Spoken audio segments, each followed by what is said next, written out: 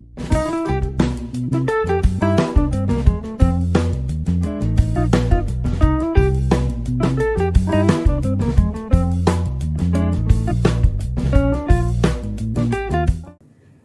selamat sore sahabat Hermina. Kembali lagi bersama saya Dr. Nur, dokter umum di Rumah Sakit Hermina Daan Bogor.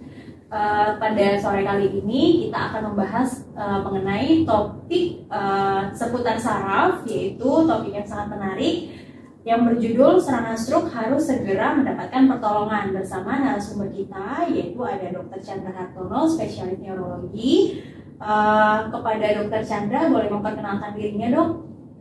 Halo, selamat siang semuanya. Perkenalkan saya Dr. Chandra Hartono, spesialis neurologi yang saat ini berpraktek di Rumah Sakit Hermina Daan Bogor.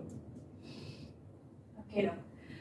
Baik dokter, kita langsung mulai topiknya ya, Dok ya. Kebetulan memang topik pada sore ini memang cukup menarik ya, Dok ya. Yaitu berjudul serangan stroke harus segera mendapatkan pertolongan. Sebelumnya mungkin banyak teman-teman Hermina, sahabat Hermina yang masih belum tahu nih, Dok, bagaimana untuk penyakit stroke itu sendiri, Dok.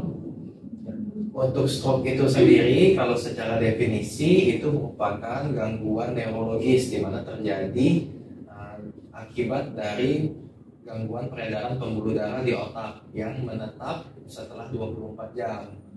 Jadi gangguannya itu macam-macam. Mungkin kalau dari teman-teman semua pernah lihat, itu ada slogan kampanye stroke dari bagian Kemenkes itu segera ke RS, segera ke RS, segera. Se-nya itu senyum tidak simetris atau mencong sebelah.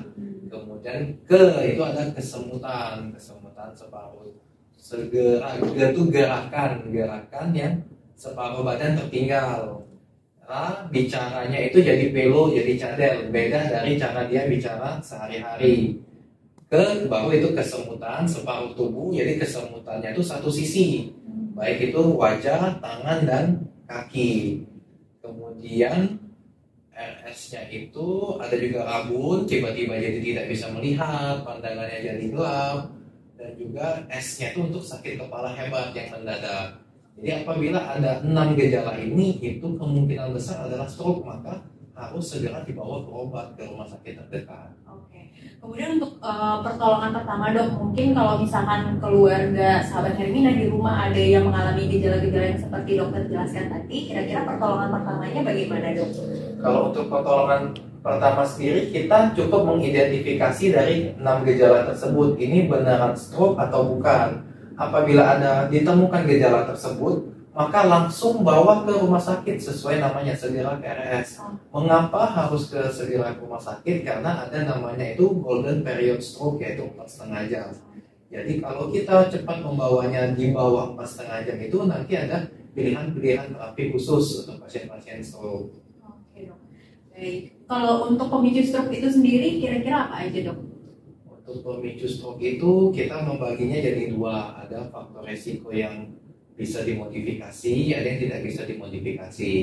Kalau untuk yang tidak bisa dimodifikasi itu usia, jenis kelamin, ras, itu ada kelompok-kelompok tertentu yang rentan terhadap stroke. Misalkan usia yang lebih tua itu mungkin lebih rentan karena ada faktor penuaan di badan, di pembuluh darah. Itu sudah tidak bisa kita ubah, tidak bisa diotak-atik lagi. Tapi yang bisa kita ubah itu ada banyak. Satu adalah tekanan darah.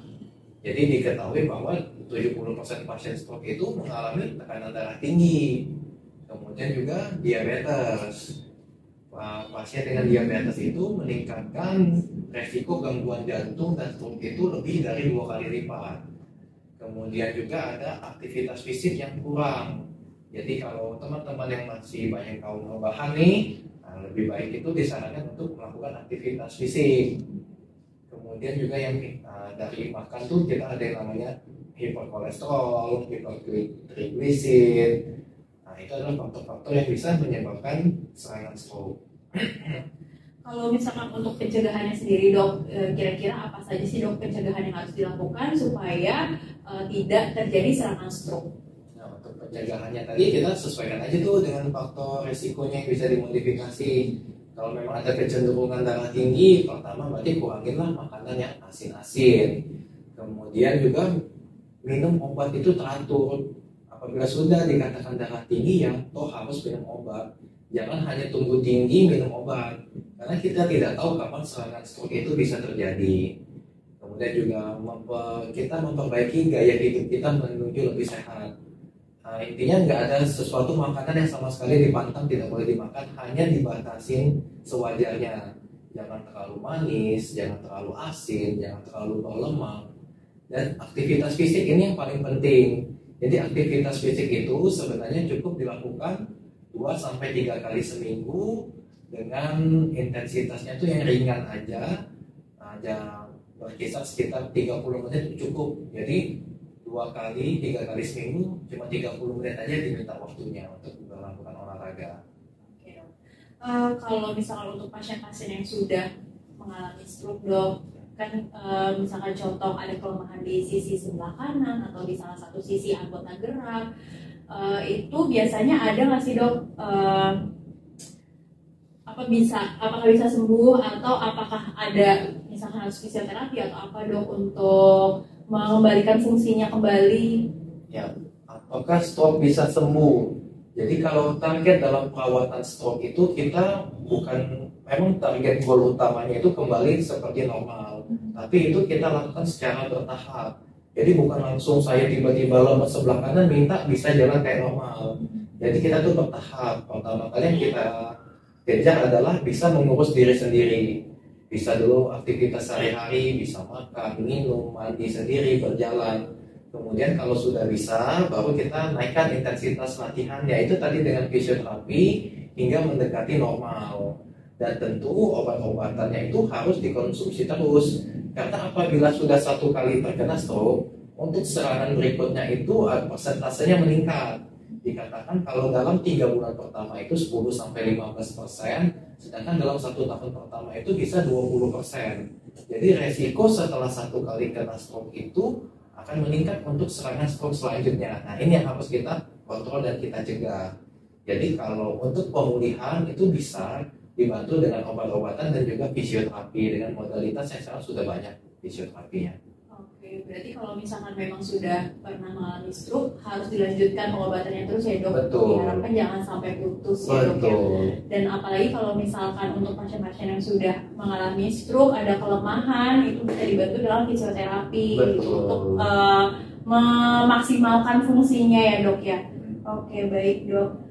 Mungkin dari dokter ada pesan dan kepada sahabat Hermina untuk supaya sahabat Hermina ini bisa mewanti-wanti, atau misalkan memang ada keluarga yang mengalami keluhan-keluhan ke arah stroke, apa yang harus dilakukan bisa dokter sampaikan, dok? Ya, untuk semua sahabat Hermina, jadi apabila ada anggota keluarga ataupun teman tetangga yang memiliki gejala stroke yang tadi, yang sesuai dengan segera KRS, senyumnya tidak simetris, kelemahan satu sisi tubuh, kemudian bicaranya pelo, kesemutan, ada mata rabun mendadak ataupun sakit kepala hebat, itu langsunglah dibawa ke IGD terdekat.